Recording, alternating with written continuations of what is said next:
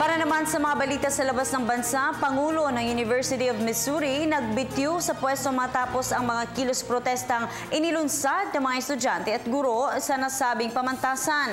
At mga paralisado mabibigyang pag-asa na makagalaw muli dahil sa isang exoskeleton prototype na inilunsad naman sa bansang Switzerland. Yan ang mga balitang tinutukan namin kasama ang si Pauline Requesto.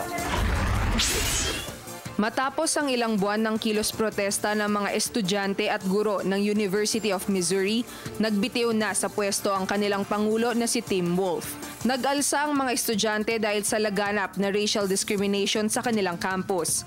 Lalo pang umigting ang mga kilos protesta matapos sabihin ng pamunuan ng universidad na ihihinto na nito ang pagbabayad ng health insurance ng mga graduate teaching at research assistants nito.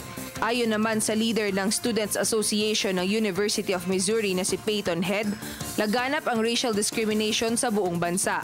Kaya naman ipinapalagay ng mga eksperto na posibleng mahikayat ng nagaganap na protesta sa University of Missouri ang mga estudyante sa ibang universidad na magprotesta sa kawalang hustisya sa kanilang mga paaralan.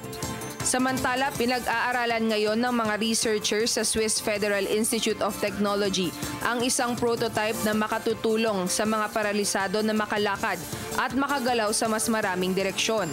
Sa kasalukuyan, maraming stroke at spinal cord injury survivors ang nagsusuot ng metal exoskeleton. Ginagaya umuno ng prototype na ito ang natural na galaw ng binti ng mga tao. Aminado naman ang mga nagsasaliksik na hindi perpekto ang kanilang prototype, subalit isang hakbang na rin ito para mabigyan ng pag-asa na makatayo ang mga paralisado sa kanilang sariling mga paa.